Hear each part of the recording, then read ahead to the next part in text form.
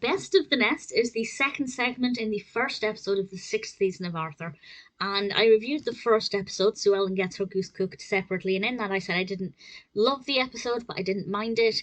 With Best of the Nest, I actually feel like it was even weaker, and I don't think it's a very good segment. I think it's a bit all over the place and a bit chaotic. It's got a nice enough message to it that I think is ultimately delivered clearly, but I didn't enjoy the execution of the narrative. The previous episode focused on an online game called Virtual Goose.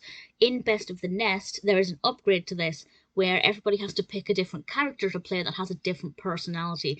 There's Sporty Goose and other geeses, other geese that I can't remember the names of, but they all have kind of an adjective to go with them.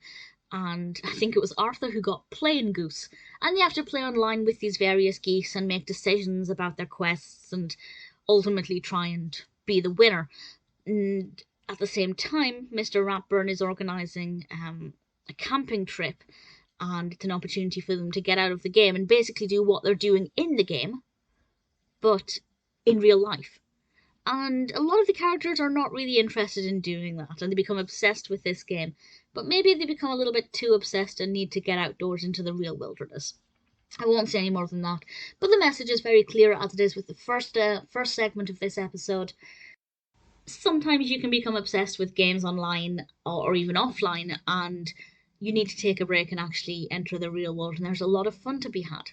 It's not my favourite episode, as I said. It just doesn't feel very well developed compared to a lot of others. The message is important and it's ultimately delivered well enough, but I think the journey to the destination just wasn't that interesting.